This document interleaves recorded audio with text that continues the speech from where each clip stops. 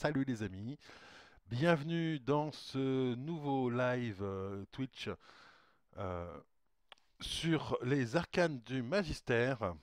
Le principe des lives des arcanes des magistères, vous me posez sur Discord une demande de liste euh, avec un codex, un nombre de points et des contraintes, genre je veux telle troupe ou je n'ai pas telle unité, ou alors je veux faire tel genre de liste, telle sorte de stratégie, je veux plein de bestioles, trucs dans le genre, voilà. Et moi je vais faire une liste effectivement en fonction que je vais vous présenter, vous expliquer mes choix, vous expliquer aussi comment elle va se jouer ou placer les objectifs en fonction des scénarios.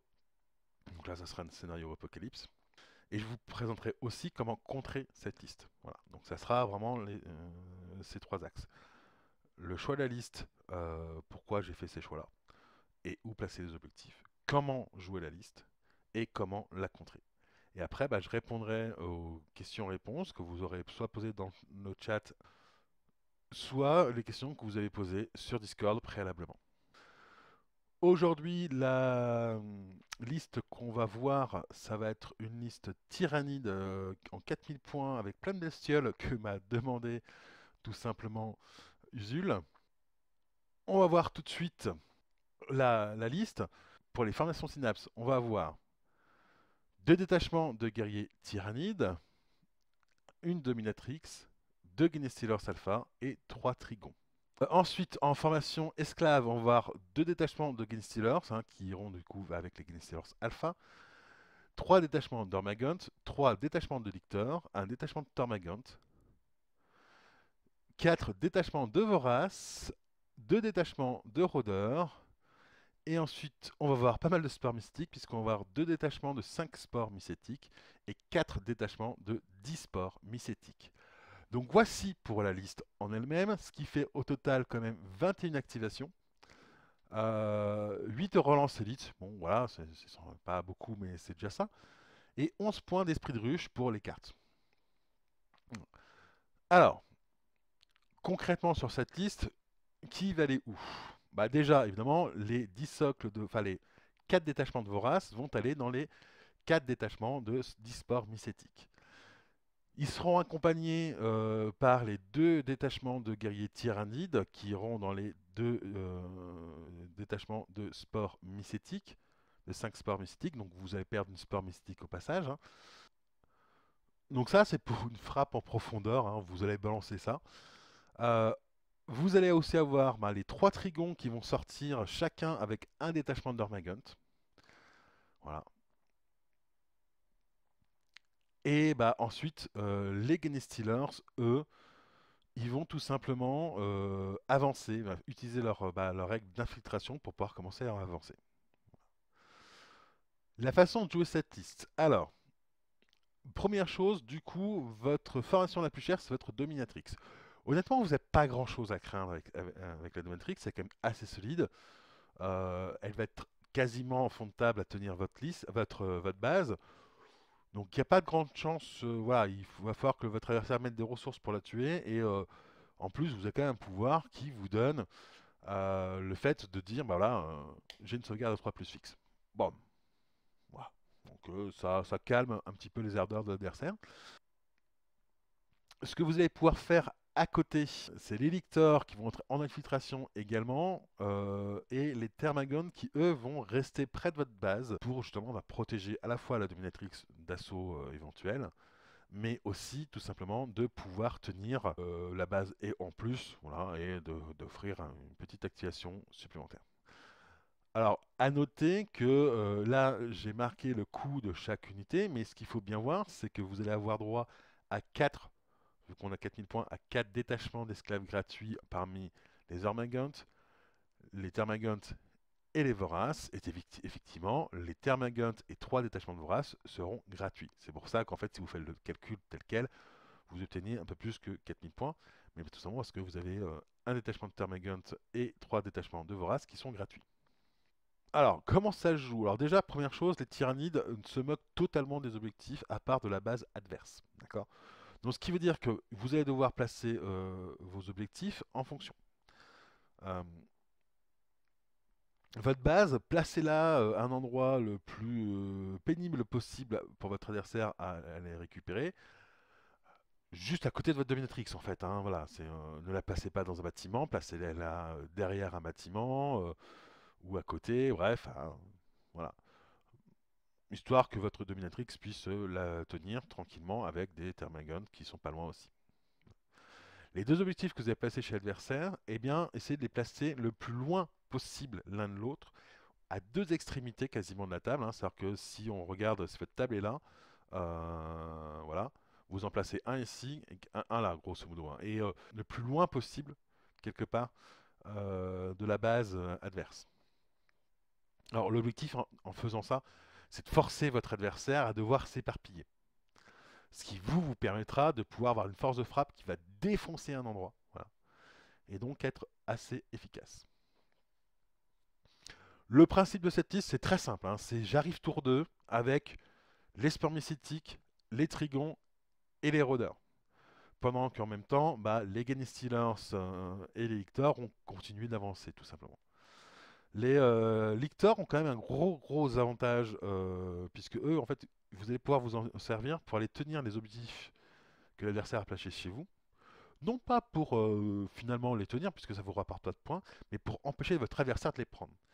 Les lictors ont l'avantage d'avoir camouflage avancé. Vous allez pouvoir tenir tout simplement euh, l'objectif avec des lictors qui bougent quand même très vite. Hein, parce que les lictors, on va rappeler, hein, c'est 15 cm de mouvement. Ils ont la capacité infiltration.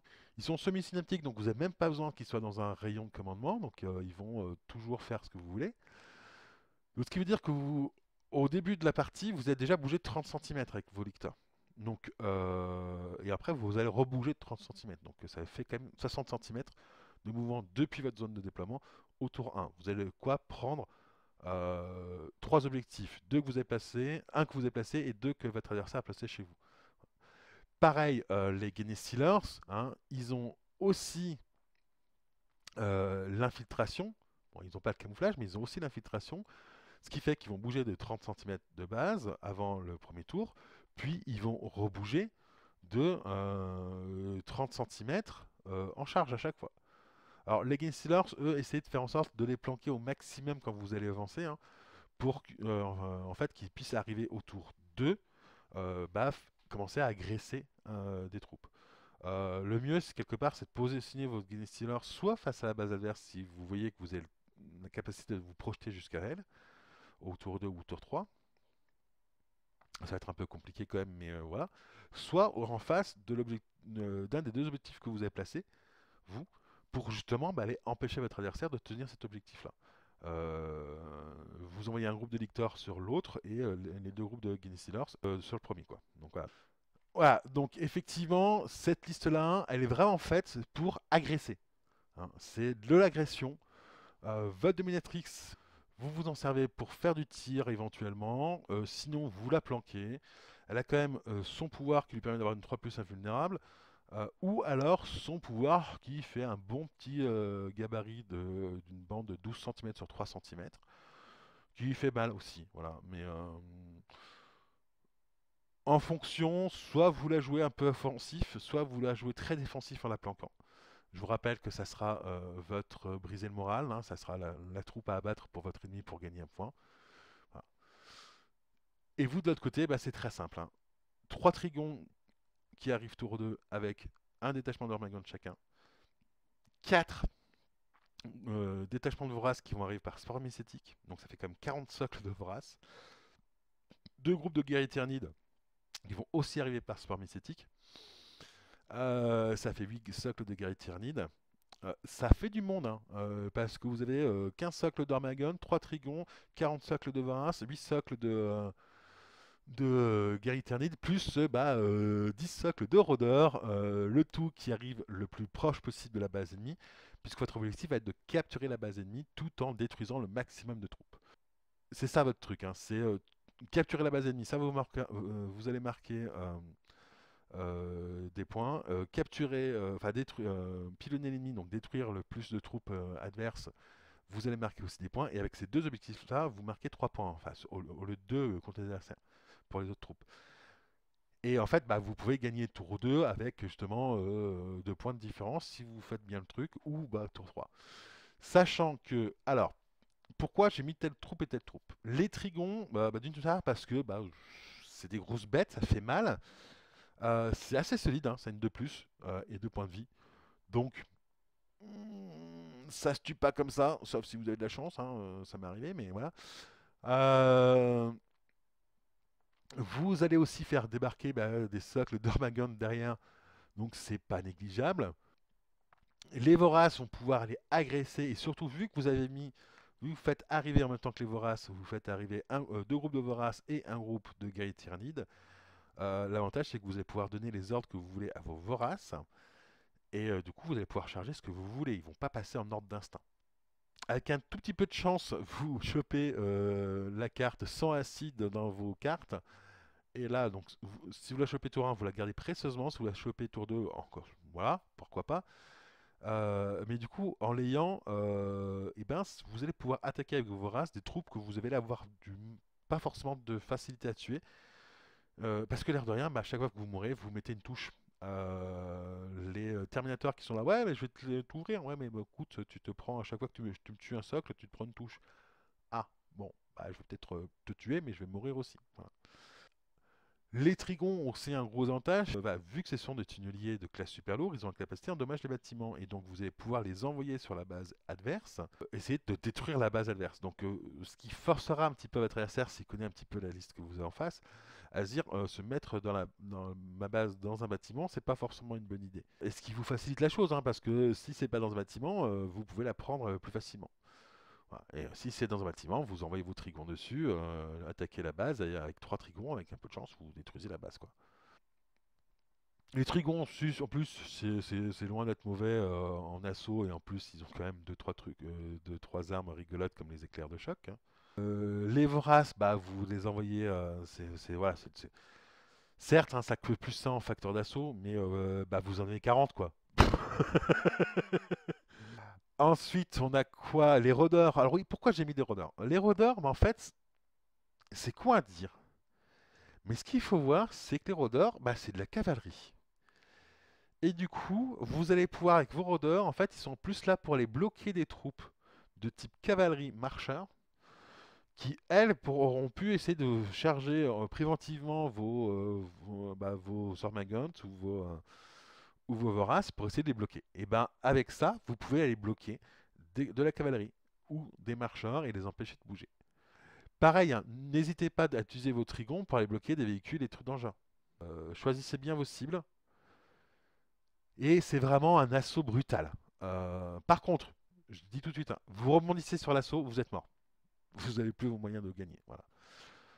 Donc, choisissez bien votre zone d'arrivée. D'accord. Ne mettez pas tout au même endroit parce que sinon vous allez vous marcher dessus. Donc, moi, ce que je vous conseille, hein, grosso modo, c'est que vous avez. Alors, attendez. Une arrivée là, et puis une arrivée là, en gros, hein. Vous faites une espèce de triangle en termes d'arrivée, hein. Histoire d'avoir les trigons qui arrivent d'un côté, le plus proche de base, et les deux autres groupes qui vont arriver. Donc les deux autres groupes, c'est deux détachements de voraces, un détachement de guerriers par spermicétique de chaque côté.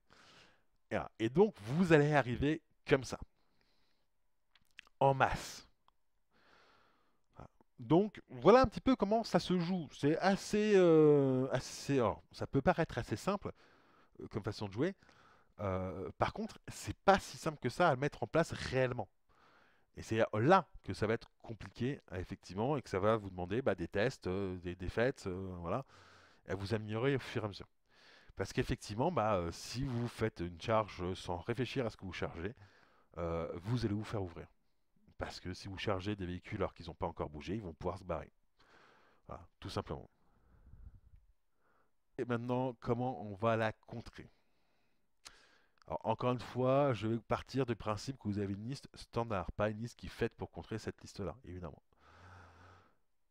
Alors, la première chose à faire, c'est d'essayer de tuer le maximum de troupes lors du tour 1 avant qu'il fasse arriver les siennes. D'accord. Les objectifs que vous allez placer, vous, essayez de faire en sorte de les placer, d'une part, pas dans des bâtiments, parce que ça servira à rien, vous aurez juste des malus pour le toucher. c'est Lictor. Donc déjà vous devez être à 25 cm pour pouvoir leur tirer dessus puisqu'ils ont camouflage avancé. Si en plus vous payez un -2 pour les toucher, ça va devenir compliqué. Donc mettez-les en dehors des bâtiments. Ensuite, eh ben, vous allez devoir essayer de gérer l'assaut. C'est-à-dire qu'en fait, vous, votre objectif, c'est de gagner tour 3. Pour contrer cette liste, votre objectif, c'est de gagner tour 3. Pas de gagner tour 2, ça va être difficile. Et certainement pas de gagner tour 1, c'est impossible. Voilà. Pour ça, bah, il n'y a pas 36 solutions. Il va falloir que vous fassiez des choix sur ce que vous allez sacrifier. Ok. Concrètement, vos véhicules vont avoir la capacité de bloquer pas mal de troupes adverses. C'est-à-dire que si vous avez un détachement de 3 véhicules, chaque véhicule peut bloquer 3 socles d'infanterie. D'accord. Donc vous pouvez vous arranger pour envoyer un détachement de véhicules, aller agresser tout simplement un détachement de Vorace, par exemple, pour bloquer le détachement. Voire pour aller attaquer 2 détachements de Dormagant, hein, pour en bloquer 2, du coup. Et l'avantage, c'est que vous faites perdre, du coup, 1 à 2 activations de notre adversaire. D'accord. Certes, vous le sacrifiez, hein, ils vont mourir, les véhicules que vous envoyez. Surtout, par exemple, si vous envoyez des rhinos. Ouais, ils vont se faire ouvrir, et les pauvres. Par contre, bah, vous retardez votre adversaire. Vous l'empêchez de jouer son jeu. Vous allez pouvoir, pareil, envoyer des marcheurs, de la cavalerie, etc. Essayer de bloquer son infanterie. L'objectif, c'est de bloquer le maximum de troupes. Les trigons, alors les trigons, comment les gérer? Eh ben, ça se gère en contre-charge, enfin en interception. D'une façon assez simple, c'est-à-dire que vous essayez de le prendre de flanc, en fait. Au moment où il bouge, tirez-les sur le flanc, parce que vous aurez une PA supplémentaire de -1, ce qui fait que même avec une PA 0, vous avez PA -1. Or, vu que le trigon a une sauvegarde à 2+, elle va passer à 3+. Donc déjà, c'est pas mal. Si jamais vous êtes PA -1, elle passe à 4+. Il a que 2 points de vie de trigon, hein. Donc vous pouvez le coucher comme ça. Or, un trigon tué, bah, c'est déjà ça de moins qui va attaquer votre base. Pareil, je vais prendre un exemple tout bête. Vous avez 2 détachements de Riptide. Vous êtes joué tôt, vous avez 2 détachements de Riptide. Et bien, sacrifiez un détachement de Riptide pour engager 2 trigons. C'est-à-dire que les Riptide, elles sont par 2. Bah, vous avez 2 Riptide, vous engagez. Il y a 2 trigons qui sont très proches l'un de l'autre, vous engagez les 2, et là, vous venez lui faire perdre 2 activations. Vos Riptide vont mourir. On est bien d'accord, elles vont mourir, elles vont se faire éclater par les trigons. Mais, vous venez lui faire perdre 2 activations et vous venez de l'empêcher d'envoyer 2 trigons là où il voulait aller. Donc voilà, c'est vraiment l'objectif pour vous, c'est de faire du sacrifice, mais du sacrifice utile. Voilà. Pensez aussi à ce qu'il y a des troupes qui vont, vous savez qu'elles vont se faire charger. Et ben mettez-les en tir appuyé. C'est toujours ça de troupes que vous pourrez tuer avant l'assaut. Faut pas oublier que ni les Voraces, ni les Armagants, ni même les Genestealers n'ont de sauvegarde. Donc à chaque touche que vous mettez, vous faites un mort. La dominatrix, bah là, c'est pareil, hein, il n'y a pas 36 solutions. C'est vous y allez l'attaquer avec de la PA qui enfonce bien.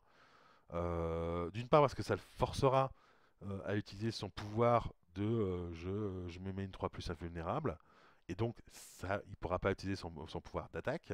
Si vous avez en plus une arme à dégâts, à chaque fois que vous faites perdre, enfin vous passez la sauvegarde, vous voulez faire perdre plus de points de vie qu'un seul, quoi. Hein, vous êtes dégâts 1, vous voulez faire perdre 2 points de vie au lieu d'un seul. Donc certes, elle régène, mais voilà, ça se tombe au fur et à mesure, hein, voilà. Mais votre objectif, voilà, au départ, il est vraiment d'essayer d'arriver à contenir sa vague 2. Donc c'est pareil, si au tour 1, vous êtes capable de tuer quelques Genestealers qui sont en train d'avancer, faites-le, tuez-les, massacrez-les. C'est déjà ça de moins qui arrivera sur votre camp. Une fois que vous avez géré justement l'assaut, hein, donc il y a deux possibilités, hein. Ou vous avez mal géré, ou vous n'avez pas eu de chance et votre adversaire a mieux géré que vous, et il vous ouvre, bon là ça risque d'être fini. Ou bah au contraire, vous l'avez suffisamment retardé et suffisamment épuisé pour pouvoir finalement lui annihiler sa force d'attaque. Je rappelle, un détail technique, c'est que vous ne pouvez pas tirer sur des troupes qui sont engagées en assaut de même classe ou de classe supérieure, hein. C'est-à-dire que si vous avez de l'infanterie qui attaque des véhicules, vous ne pouvez pas tirer sur l'infanterie. Par contre, bah, rien ne vous interdit de dire à vous, quand c'est à votre tour d'activer, je vais activer cet assaut-là. Oui, c'est pas vous qui l'avez déclenché, hein. Oui, vous savez que vous allez mourir. Sauf qu'une fois que vous l'avez déclenché, et ben vous avez la capacité de tirer sur les survivants. Voilà. Et donc d'éliminer des troupes. Essayez aussi au maximum de laver des activations. C'est-à-dire que il vaut mieux quelque part que que vous fassiez un peu d'overkill sur un détachement pour l'annihiler complètement, plutôt que le détachement reste avec une figue et que de l'autre côté vous ayez fait perdre 3 figues à notre détachement. Pourquoi? Bah parce que ça lui donne une activation en plus. Et quelque part, bah, c'est toujours intéressant pour le joueur tyrannide. Plus vous ferez perdre d'activation, plus vous le ferez perdre de troupes sur le tour 2, et plus vous serez capable de gérer par la suite. Voilà. Encore une fois, sacrifice utile. Donc pensez bien à ce que vous allez pouvoir accepter de sacrifier. Gérez aussi les choses intelligemment. Si vous savez qu'il va par exemple vous charger un détachement de véhicule, ouais, bah mettez-les en avance, pas en tir-appui. Parce que si vous avez plus d'activation que lui, hein, ou voilà, il va vous charger, d'accord. Et bah une fois qu'il vous a chargé, et bah vous faites, moi je me déplace. Ah, je suis désolé, mais t'es qu'infanterie, hein. Moi je suis véhicule, je me casse. Et si vous les mettez en avance, vous pouvez reculer et tirer sur ces troupes. Ça ne fait pas plaisir, je vous le dis tout de suite. Voilà. Au tour 3, bah, généralement, vous avez soit ça devient tendu pour vous, soit vous avez pris suffisamment d'ascendant pour pouvoir l'empêcher de prendre votre base.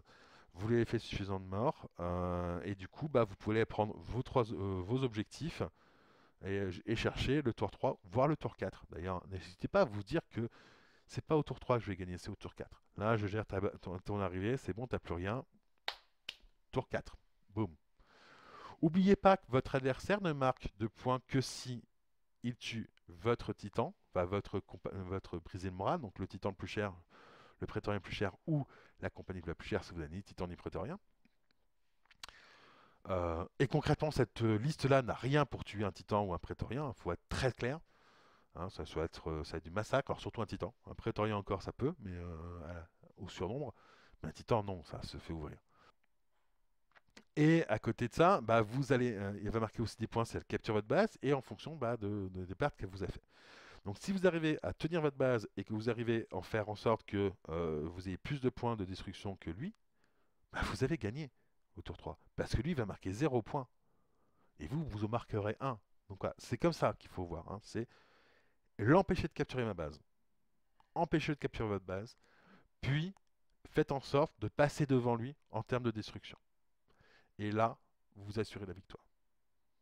Voilà. N'hésitez pas aussi à ne pas exploser votre titan à la dominatrix parce qu'elle a quand même.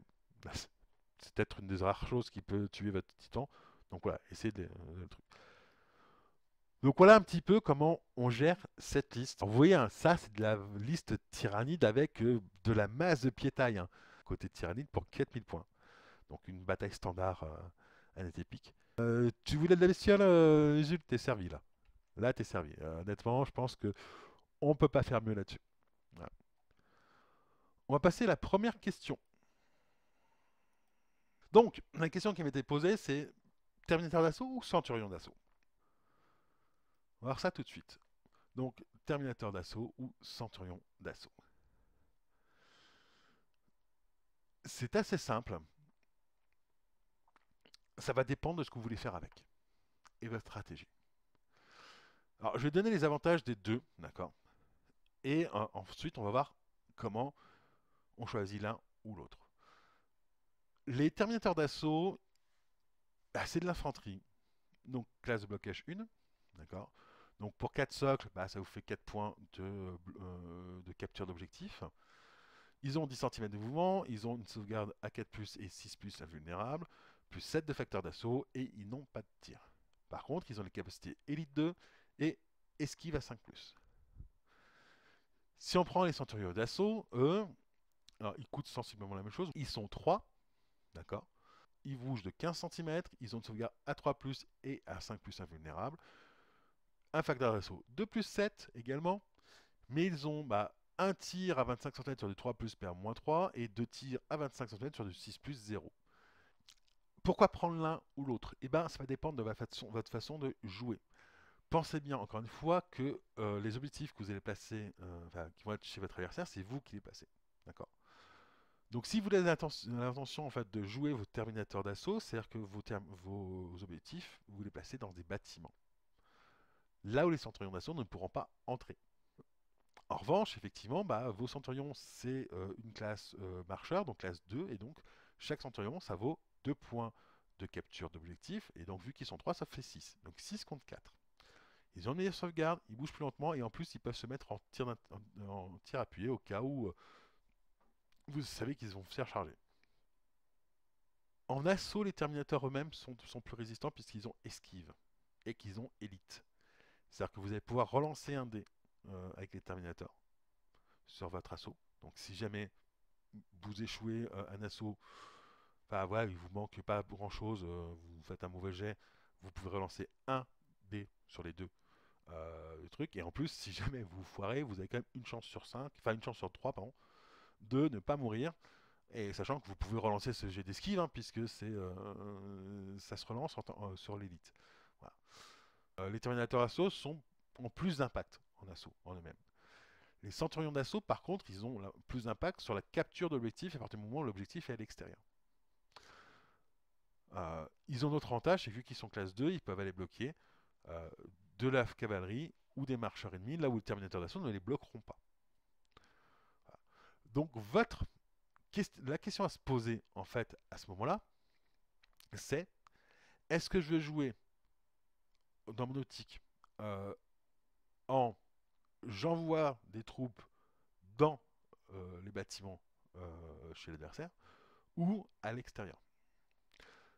Alors évidemment, il faut les amener jusque là-bas et pour ça, hein, bah, faut pas se leurrer. Il n'y a que une méthode pour chacun d'entre eux. Les terminateurs d'assaut, vous les mettez en téléportation. Hein, voilà, une carte qui vous permet de faire téléporter un détachement de terminator. Donc vous l'utilisez. Ça coûte 50 points, c'est pas cher. Voilà. Les centurions d'assaut, bah, eux, c'est par module d'atterrissage. Donc ça, c'est une carte spéciale. Voilà. Donc ce qui veut dire que quelque part, les centurions d'assaut aussi, ils sont, entre guillemets, soumis au fait que vous avez une compagnie pour laquelle vous allez prendre la carte spéciale module d'atterrissage. Si vous prenez une compagnie de bataille, que vous attachez de la carte spéciale module d'atterrissage en mettant les Space Marines d'assaut dedans, les Devastators vont tenir votre base et les tactiques vont avancer ailleurs. Vous avez deux détachements encore de modules qui sont vides, et ben vous pouvez mettre deux détachements de Centurions d'assaut dedans. Enfin, un détachement à chaque fois. Quoi. Donc voilà, c'est plutôt comme ça que moi je vais jouer les Centurions d'assaut. C'est en soutien d'une compagnie de bataille qui, elle, arrive avec le module d'atterrissage pour les Space Marines d'assaut. Voilà. Les Terminators d'assaut, bah, c'est plutôt en soutien d'une compagnie de Terminator que je vais faire téléporter et je vais faire téléporter des Terminators d'assaut. Voilà. Donc voici un petit peu comment il faut réfléchir. Terminator d'assaut, c'est de la téléportation, c'est plus précis certes, mais voilà, ça peut rentrer dans les bâtiments, mais ça ne bloquera pas tout ce qui est marcheurs et cavalerie. Et ça peut se faire bloquer par de la piétaille. C'est-à-dire que vous les faites arriver, votre adversaire à l'initiative, il envoie un groupe de Gretchen, enfin, il envoie 4 socles de Gretchen, il les envoie sur 4 déterminateurs d'assaut. Bon, les Gretchen vont se faire ouvrir, on est d'accord, hein, genre, voilà. Sauf qu'ils viennent vous bloquer aux 4 terminateurs d'assaut. Moi, je veux bien sacrifier 25 points pour bloquer 4 socles de terminateur d'assaut. Hein. Moi, j'ai aucun souci là-dessus. Hein. Par contre, si je le fais sur les centurions d'assaut, bah, je les bloque pas. Donc, il faut que j'envoie soit des marcheurs, soit de la cavalerie. Et ça coûte un peu plus cher que des Gretchen. Ah, l'autre question, c'était comment gérer un titan en Astartes quand votre liste ne comporte pas de titans. D'accord. Vous allez devoir faire appel à diverses choses, mais ça se gère. Ok. Honnêtement, vous avez de quoi gérer. Il y a 3 façons de gérer la chose. Première façon, la plus simple, vous ignorez le titan. Vous vous en occupez pas. Ok. C'est qu'un point que vous ne prenez pas. Hein. C'est voilà, c'est abattre le titan adverse, vous ne le prenez pas, ok d'accord, mais vous faites votre stratégie sur le fait que vous ne pourrez pas battre le titan. Par contre, c'est-à-dire que si vous ne le gérez pas, ça veut comme dire qu'il faut que vous vous en planquiez quand même. Enfin, voilà, vous en faites attention. Hein. Vous n'allez pas vous exposer au fait que, à ces armes. Si vous devez gérer le titan, si vous voulez gérer le titan, il y a quand même un certain nombre de troupes. J'en ai mis certaines ici. Hein. Il y en a d'autres, hein, vous verrez. Quand vous avez compris comment je les utilise, vous comprendrez quelle troupe vous pouvez utiliser. La première troupe un peu indispensable, les dévastateurs, qui eux vont tout simplement saturer les tirs avec une PA-1 et c'est très pratique pour faire tomber les boucliers. Voilà. Ils vont pas avoir pour rôle réellement de tuer le titan, hein, mais ils vont surtout faire tomber ses boucliers. Et c'est ce qu'il y a derrière qui va pouvoir tuer les titans. Le problème d'un certain, c'est qu'effectivement, vous n'avez pas d'armes avec des gars et pas d'armes avec une grosse pénétration d'armure. D'accord. Vous avez souvent du -2. Mais du -2 en nombre, ça suffit. Encore une fois. Vous allez tout simplement choisir en termes de tir des centurions dévastateurs, des des héros, des chasseurs de tanks, sabres ou des Land Riders qui ont tous des armes qui tirent à 75 cm, puis à -2 sur du 4+. Donc ça sature bien. Et concrètement, soit vous avez des petits titans, genre des Warhounds, et la tête, Alouette, elle est à 2+. Hein. Donc, puis à -2, ça passe à 4. Voilà. Hein, il y a de quoi se faire défoncer la gueule. C'est le cas de le dire. Soit, vous avez des titans un peu plus costauds. La tête est un plus. Là, ouais, soit vous choisissez comme de viser la tête. Après, c'est une 3+, ça se passe. Hein. Soit vous allez choisir par exemple la carapace, qui généralement est à 2+. Donc plus facile à tuer. Essayez de bien choisir vos zones en fonction de votre PA. Voilà. Mais effectivement, l'objectif, c'est clair que c'est pas un tir qui va tuer le titan, c'est une flopée de tirs qui va finir par l'avoir. Ensuite, vous pouvez aussi avoir des tirs qui vont arriver de dos, c'est plus drôle. Donc, encore une fois, les dévastateurs vont avoir pour rôle d'abattre les boucliers, mais de dos, généralement, il y a le réacteur qui n'est pas forcément bien blindé, et là, ça fait la blague. Pour ça, moi, je sais que c'est 3 grosses unités. Il y en a d'autres, hein, mais je sais trois grandes. Les Terminators, donc qu'ils soient en version canon d'assaut ou pas. Hein.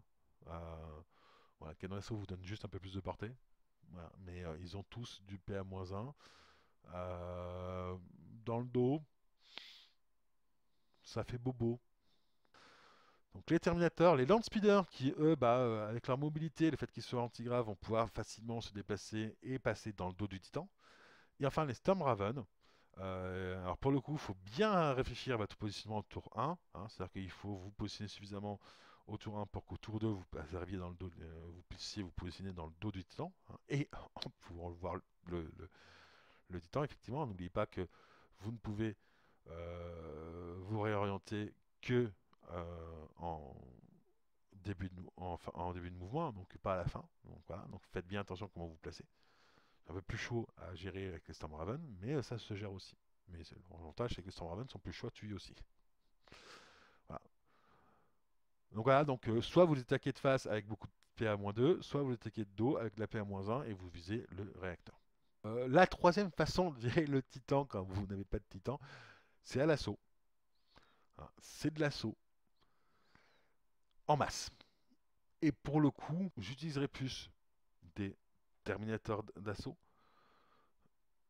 et des centurions d'assaut dans ce cas-là. Pourquoi? Parce que facteur d'assaut de +7, donc c'est pas négligeable. Les centurions d'assaut ne sauvegardent à 3+. Or, votre titan va commencer par vous mettre des touches à tout ce qui est de classe inférieure à 4 avant même le début du combat. Or là, c'est PA0 la touche. Sur du 3+, ou du 4+, ça dépend de la tête du titan. Mais vous avez une 3+ avec les centurions d'assaut et une 4+ avec les terminateurs d'assaut. Donc ça, voilà, vous avez des chances de ne pas mourir. Après, par contre, effectivement, à chaque assaut, vous ne gagnez que 2 points par adversaire supplémentaire. Il va falloir que vous arriviez à la gérer, en fait, à la masse. Hein. Vous n'en avez pas un détachement, vous avez 3, 4, 5 détachements. Au bout d'un moment, le mec, il a beau avoir +14, vous avez commencé à +7. Hein. N'oubliez pas que vous commencez à +7. Donc, vous allez finir par l'avoir. Là, Terminateur d'assaut ou Centurion d'assaut? Les Centurions d'assaut vont avoir une meilleure résistance à la pré-touche. Les Terminateurs d'assaut vont avoir la capacité esquive et surtout Elite. Donc là, pour le coup, ça sera plutôt des Terminateurs d'assaut que j'enverrai, moi, personnellement. Parce que effectivement, bah, j'ai Elite, je peux relancer un dé que j'ai raté, un dé de sauvegarde, je peux relancer un dé d'assaut que j'ai raté, un dé de dégâts. J'ai touché la tête, je fais un, non, je relance. Voilà. Je vous garantis que ça, voilà, ça aide beaucoup, hein, à ce niveau-là. Et puis l'esquive à 5, ben, vous mourrez. Non, je suis pas mort. Voilà. Bon, voilà. Mais oui, l'assaut, par contre, vous allez perdre des troupes. Vous allez perdre pas mal de troupes. Mais si vous faut tuer le titan adverse, et ben, tuez le titan adverse. Voilà, allez-y à beaucoup. Vous pouvez envoyer des merdes avant, hein. C'est-à-dire que n'oubliez pas que ce qui compte, c'est si vous envoyez des scouts, par exemple, en masse, hein, bah, ils vont mourir. Vous faites combattre vos scouts avant, ils vont tous mourir. Et puis après, vous faites combattre vos terminateurs d'assaut en disant bon, maintenant que j'ai un gros bonus, voilà. Donc voilà un petit peu les deux façons de faire, enfin les trois façons de faire pour gérer un titan quand vous n'avez pas de titan en face, côté Astartes. Vous pouvez faire la même technique, hein, vous avez bien vu, hein, PA-1 pour abattre les boucliers, PA-2 en saturation pour abattre le titan, ou PA-1 dans le dos du titan pour l'abattre. Voilà. Et enfin l'assaut avec plein de troupes de merde au départ, plus des troupes avec un bon facteur d'assaut. Voilà un petit peu ce que je pouvais dire là-dessus. Sur ce les amis, j'espère que la vidéo vous a plu. Si c'est le cas, n'hésitez pas à la commenter, à la liker, à la partager et à vous abonner. Si vous voulez soutenir le projet et bénéficier des offres de nos partenaires, n'hésitez pas à rejoindre l'association. Tous les liens sont en description. Et sur ce, je vous dis à plus les amis. Ciao. Merci à tous nos partenaires. Gore Factory, Trail Under the Bridge, Grand War Game, Hachatan 6 Studio, Iliada Games Studio, le magasin Ragnarok à Foix et le magasin La Taverne du Gobelin Farci à Saint-Étienne. Pour bénéficier de réductions chez nos partenaires, rejoignez l'association NetEpic. Tous les liens en description.